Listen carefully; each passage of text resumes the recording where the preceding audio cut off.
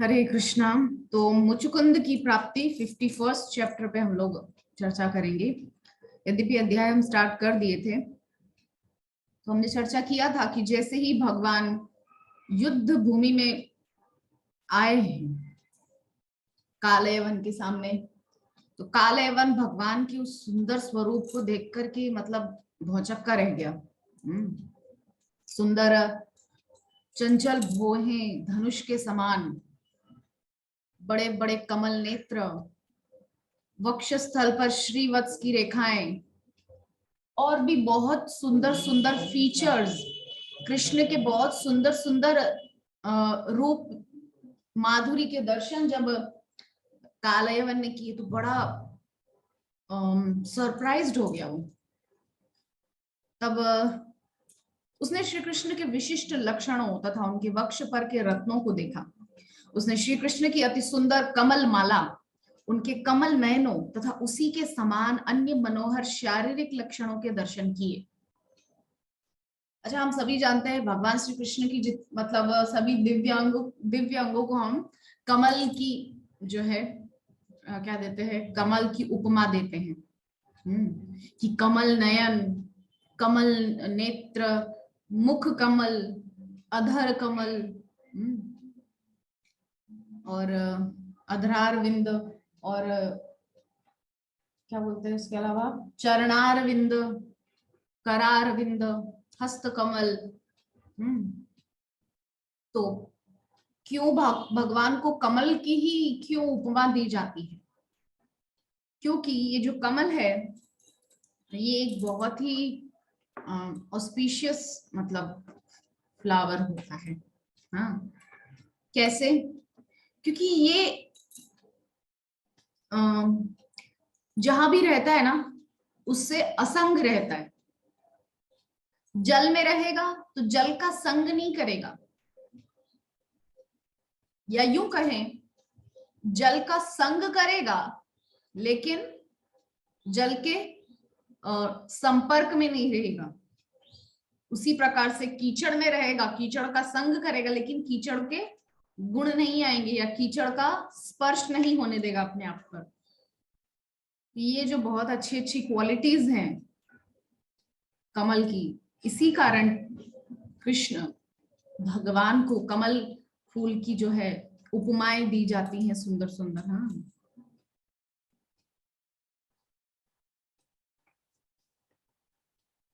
उसने निष्कर्ष निकाला कि यह मनोहर व्यक्ति निश्चय ही वासुदेव है, क्योंकि नारद द्वारा पहले से सुने हुए सभी विवरण श्री कृष्ण की उपस्थिति से प्रमाणित हो जाते थे। श्री कृष्ण को बिना शस्त्रों तथा रथ के उसकी सेना में से गुजरते हुए देखकर कालयवन चकित हो गया। तो नारद जी महाराज ने उसको पहले से भड़का दिया था, अच्छे से उसको उसका दिमाग ब्रेन वॉश कर दिया था कि जो कृष्ण है, कृष्ण से तुमको युद्ध करना है इत्यादि इत्यादि।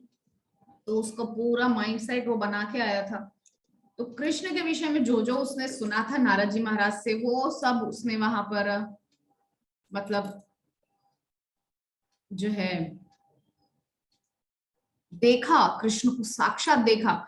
ये सब मैंने नारद जी से सुना था। तो अब जब वो देख रहा है तो वो चकित हो गया। वह पैदल चल रहे थे, कालयवन श्री कृष्ण से युद्ध करने आया था, फिर भी वह इतना सिद्धांतवादी था कि उसने भी कोई शस्त्र नहीं लिया। असल में भगवान उसकी सेना के बीच में से बिना अस्त्र शस्त्र के ऐसे गजमस्त चाल चलते हुए जा रहे थे, तो उसने भी शस्त्र नहीं लिया, सिद्धांतवादी था। उसने श्री कृष्ण से द्वंद्व युद्ध करने का निश्चय किया। इस प्रकार वह श्री कृष्ण से युद्ध करके उन्हें बंदी बनाने के लिए तत्पर हो गया। द्वंद्व युद्ध मतलब हाथों से, दोनों हाथों से ही हाथापाई करेंगे, और ऐसा युद्ध मतलब ऐसा युद्ध नहीं जिसमें अस्त्र शस्त्र चलाए जाए, क्योंकि अस्त्र शस्त्र तो लाए नहीं कृष्ण, तो उसने भी नहीं उठाए। किंतु श्री कृष्ण कालयवन की ओर दृष्टिपात किए बिना आगे बढ़ते गए, और कालयवन उन्हें बंदी बनाने की इच्छा से उनका अनुगमन करने लगा। भगवान ने मतलब जैसे हाथी होता है ना, हाथी कैसे निकलता अपनी मस्त चाल में, आसपास कुत्ते भौंक रहे हो तो देखता नहीं, ध्यान भी नहीं देता उनकी तरफ, अपनी चाल में चलते थे। तो उसी प्रकार भगवान श्री कृष्ण भी अपनी मस्त चाल में चले जा रहे, देखा भी नहीं साइड में से कालेवन, मतलब कालेवन के साइड से होकर के भगवान निकल गए, कालेवन पे ध्यान भी नहीं दिया उन्होंने। तो कालेवन ने सोचा कि इनको बंदी बनाना है श्री कृष्ण को, तो पीछा करने लगा भगवान का। किंतु तीव्र गति से दौड़ने पर भी वह श्री कृष्ण को नहीं पकड़ सका। मन की गति से चलने वाले योगियों के द्वारा भी श्री कृष्ण को नहीं पकड़ा जा सकता है। क्या श्री कृष्ण इतना आसानी से किसी की भी पकड़ में आ जाते हैं? नहीं, श्री कृष्ण किसी की पकड़ में आते ही नहीं। श्री कृष्ण केवल और केवल उन भक्तों की पकड़ में आते हैं जो पूरी तरह से भगवान के प्रति सरेंडर्ड हैं, पूरी तरह से उनके प्रति अपने आप को शरणागत कर दिए हैं, अपने आप को समर्पित कर दिए हैं, उनकी पकड़ में भगवान आ जाते हैं। देखिए हम लोग कैसी यशोदा मैया पकड़ के जोर से उनको रस्सी से बांध रही ओखल से। अभी दामोदर मास आएगा, कार्तिक मास, बड़ा सुंदर दामोदर अष्टकम का पाठ होता है, सभी इस्कॉन जितने भी है दुनिया भर के। हाँ, उन्हें केवल भक्ति पथ का अनुसरण करने वालों के द्वारा प्राप्त किया जा सकता है, और कालयवन को भक्ति का अभ्यास नहीं था। भगवान को केवल और केवल भक्ति के द्वारा पकड़ा जा सकता है, लेकिन कालयवन क्या भक्ति का भाव भी नहीं जानता था? वो तो युद्ध करने आया था ना, वो तो मारने आया था, बंदी बनाने आया था श्री कृष्ण को। वो क्यों श्री कृष्ण से भक्ति या प्रेम करने लगा उनसे? वह श्री कृष्ण को पकड़ना चाहता था, किंतु ऐसा करने में असमर्थ होकर वह पीछे पीछे जा रहा था।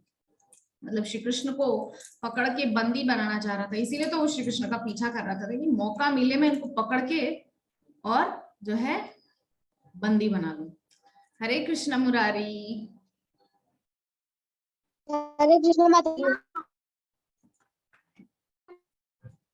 कालयवन ने अत्यंत तीव्र गति से दौड़ना प्रारंभ कर दिया और वह सोच रहा था अब मैं समीप आ गया हूं, अब मैं इन्हें पकड़ लूंगा। वो इतना कॉन्फिडेंट हो गया कि अब तो मैं पकड़ ही लूंगा, इतना नजदीक आ गया। लेकिन फिर कृष्ण इतनी तेज चाल में चल पड़ते कि उसकी पकड़ में ही नहीं आ रहे थे, किंतु नहीं पकड़ पाया था। श्री कृष्ण उससे दूर ले गए और एक पर्वत की गुफा में प्रविष्ट हो गए। श्री कृष्ण ने क्या किया, उसको एक गुफा के अंदर ले गए।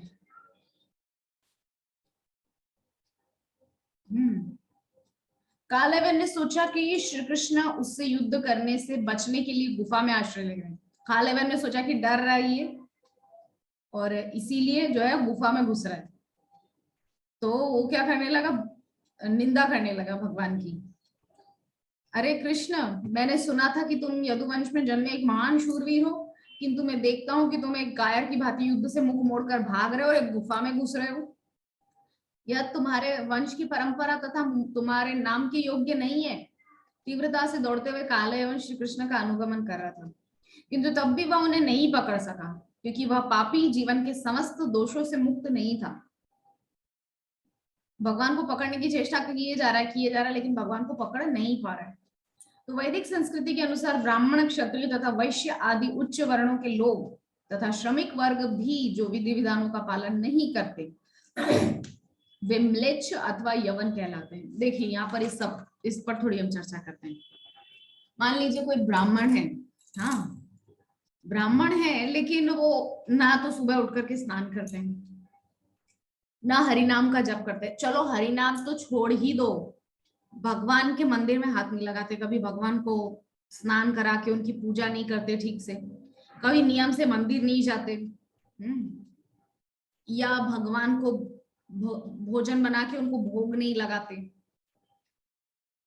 भोग लगाते भी हैं तो उन्हीं बर्तनों में जिनमें खुद खाते हैं।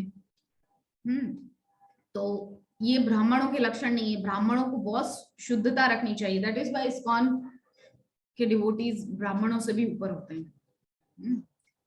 स्नान करते हैं, उसके बाद भगवान को उठाते हैं, उनको स्नान कराते हैं, फिर उनके लिए अच्छा अच्छा भोग बनाते हैं, ये जो भी अपनी श्रद्धा अनुसार बनाते हैं, और फिर उनको भोग लगाते हैं, फिर उनका प्रसाद पाते हैं। तो हमें प्रयास यही करना चाहिए कि हम थोड़ा नियमों का पालन कर सकें। अभी 2 दिन पहले की जो क्लास हुई थी उसमें भी मैंने कहा था कि हम इस्कॉन डिवोटीज ऐसे नहीं कि सिर्फ सन्यासी ब्रह्मचारी दिन में 3 बार नहाते, गृहस्थ लोग भी 3 बार नहाते। हम देखते हैं ना यहाँ पर मायापुर में 3 बार नहा लेते हैं। गर्मी में तो रोज 3 बार नहाते हैं, हम खुद 3 बार नहाते हैं कभी कभार ज्यादा जरूरी होने पर, वरना 2 बार तो हमारा पक्का है। अभी मैं स्नान करके ही आई हूँ क्लास देने। एक बार सुबह स्नान किया, एक बार अभी स्नान, 2 बार स्नान। क्योंकि श्रील प्रभुपाद ने जो 4 पिलर्स दिए हैं, 4 खंबे दिए हैं इस्कॉन की, 4 दीवार है, हम जानते हैं कौन सी 4 दीवार है। नो इलिसिट रिलेशनशिप, मतलब अवैध संग नहीं, उसके बाद नशा नहीं, जुआ नहीं, और शराब या किसी भी प्रकार का नशा नहीं, मांस नहीं, हाँ मांस नहीं, नशा तो हो गया, मांस नहीं, नशा नहीं, जुआ नहीं और अवैध संग नहीं। तो 4 दीवारें हो गई। अब 4 दीवारें हो गई तो 4 पिलर्स भी तो होने चाहिए, क्योंकि पिलर पे ही तो खड़ा होता है ना। हम देखते हैं ना कॉलम भरते हैं, पहले कॉलम भरते हैं, फिर छत भरते हैं, और धीरे धीरे दीवार उठाते हैं, या जो भी है सिस्टम। मतलब कहने का मतलब ये है कि इन 3-4 चीजों से मिलकर के कॉलम, बीम होता है, एक ऐसा वाला बीम होता है जो ऐसे भरा जाता है, एक छत भरी जाती है, और एक दीवार होती है। हाँ, तो 4 दीवारें हैं ये, जो श्रील प्रभुपाद ने हमको 4 नियम दिए हैं, 4 रेगुलेटिव प्रिंसिपल्स। और जो 4 पिलर्स हैं वो ये हैं, प्योरिटी इज द फोर्स, उसमें से एक है प्योरिटी इज द फोर्स, यानी कि शुद्धता ही शक्ति है हमारी। जब हम शुद्ध रहते हैं तो हमको खुद को कितनी अच्छी फीलिंग आती है। अच्छा, कोई भी, अरे साधारण इंसान भी हो, कोई भक्त ना भी हो, तो उससे पूछो जब वो नहा के आता है तो कैसी फीलिंग आ रही, बड़ी रिफ्रेश फीलिंग आ रही, बड़ा अच्छा लग रहा है ना। क्यों आती है? क्योंकि प्योरिटी ही हमारी शक्ति है। ये शरीर तो मल मूत्र का भंडार है और कुछ भी नहीं है। आप एक दिन बिना नहाए निकाल दो, गर्मी के दिनों में तो सड़ जाओगे आप बदबू से, आपके पास कोई आना नहीं चाहेगा। ठीक है, तो कहने का मतलब ये है कि हमको पूर्ण रूपेण शुद्धता, स्वच्छता, पवित्रता का ध्यान रखना चाहिए। हाँ, तो प्योरिटी इज द फोर्स, और दूसरा है प्रीचिंग इज द एसेंस, यानी कि प्रचार ही सार है, सार है, प्रीचिंग इज द एसेंस। और एक और है कौन सा, preaching is the essence, purity is the force, books are the basis. जो श्रील प्रभुपाद की बुक्स है ना, वो बेसिस है, वो हमारा आधार है। अभी हम चर्चा कर रहे थे 4 दीवारें, 4 जो नियम श्रील प्रभुपाद ने दिए वो 4 दीवारें हैं, ये 4 पिलर हैं। तो बुक्स आर दी बेसिस, इसीलिए हमको श्रील प्रभुपाद के ग्रंथों का अध्ययन करना ही चाहिए। उसी से तो हमारा ब्रेन वॉश होगा, जो ये माया की गंदगी जमी हुई है ना अंदर, कि हम तो ये शरीर हैं, हमारा इसने बुरा कर दिया, इसने मुझे हर्ट कर दिया, इसने मेरा ये कर दिया। लेकिन जब श्रील प्रभुपाद के ग्रंथों का अध्ययन करेंगे हमको पता चल जाएगा हम तो ये शरीर नहीं है, हम तो आत्मा है। और जब हम आत्मा है तो आत्मा को तो कोई कुछ कर ही नहीं सकता। मैं ही आत्मा नहीं हूँ, सामने वाला भी आत्मा है, सभी आत्मा है, सब फंसे हुए हैं शरीर में।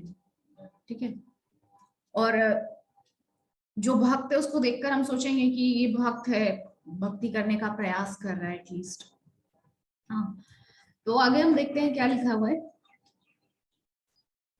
वैदिक समाज की योजना इस प्रकार की गई है कि संस्कार नामक सांस्कृतिक उत्कर्ष अथवा शुद्धिकरण की विधि से शूद्र भी धीरे धीरे ब्राह्मणों के पद तक उन्नति कर सकते हैं। वैदिक धर्म ग्रंथों के मतानुसार कोई भी जन्म से ब्राह्मण अथवा म्लेच्छ नहीं होता। जन्म से सभी शूद्र, जन्मना जायते शूद्र, जन्म से सभी शूद्र होते हैं। शुद्धिकरण की विधि द्वारा व्यक्ति ब्राह्मणत्व के स्तर तक अपनी उन्नति करता है।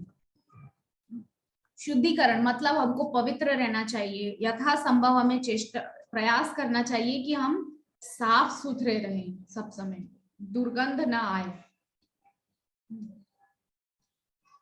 तो यदि वह ऐसा न करके अपना और भी पतन कर लेता है तब वह म्लेच्छ अथवा यवन कहलाता है। हम देखते हैं जो शूद्र लोगों की बस्तियां होती हैं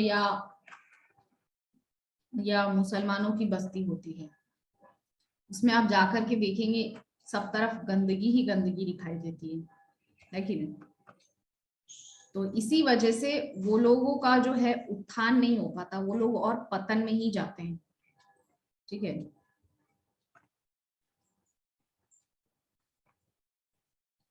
काल यवन भी यवनों अथवा म्लेच्छों के वर्ग में से एक था। वह पापों से दूषित था और श्री कृष्ण के समीप नहीं पहुंच सका। अवैध काम भोग, मांस भक्षण, जुआ खेलने तथा नशा करने के जिन सिद्धांतों को उच्च वर्णों के लिए वर्जित किया गया है वे म्लेच्छों या यवनों के जीवन के अविभाज्य अंग हैं। अच्छा, ये जो 4 सिद्धांत हमारे इस्कॉन में है ना, श्रील प्रभुपाद ने जो हमको दिए हैं 4 रेगुलेटिव प्रिंसिपल्स, इनका क्यों पालन किया जाता है? इनका पालन करने का उद्देश्य है कि कोई मनुष्य बने, क्योंकि भगवान की भक्ति ये तो नहीं करते ना। कुत्ता बिल्ली तो हमने देखा नहीं आज तक कि हरिनाम का जप कर रहे हैं, बिल्ली हाथ में माला झोली लेकर के जप कर रही, कभी देखा है आपने?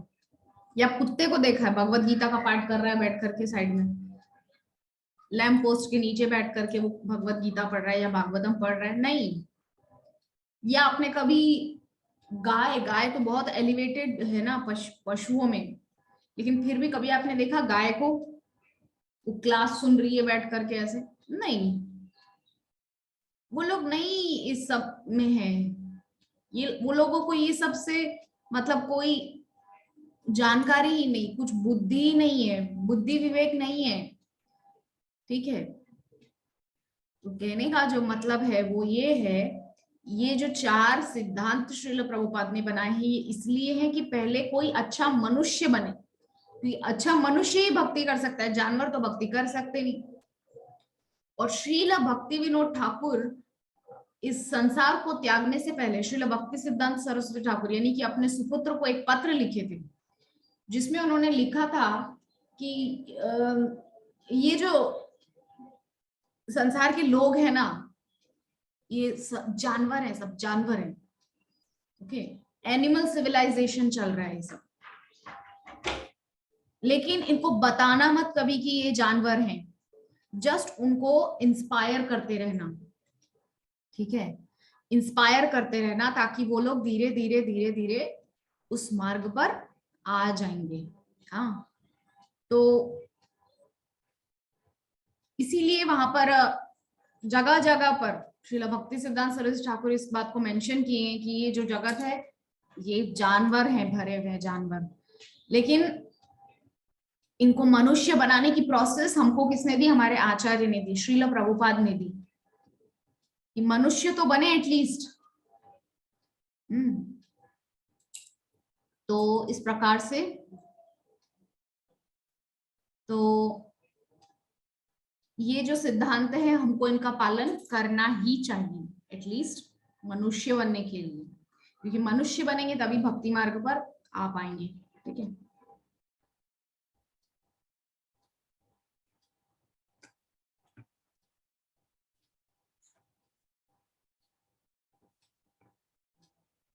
तो जो ये 4 सिद्धांत श्रील प्रभुपाद ने दिए ये हम लोगों के लिए बिल्कुल वर्जित है, लेकिन म्लेच्छ और यवन लोग तो इनको करने के बिना रह नहीं सकते, मांस खाए बिना रह नहीं सकते, नशा किए बिना रह नहीं सकते, अवैध संग, जुआ, सब कुछ। इस प्रकार के पापों से बद्ध होने पर व्यक्ति ईश्वर साक्षात्कार की दिशा में कोई प्रगति नहीं कर सकता है। भगवत गीता में पुष्टि की गई है कि पापों के फलों से पूर्ण रूप से मुक्त होने वाला व्यक्ति ही भक्ति अथवा कृष्ण भावनामृत में संलग्न हो सकता है।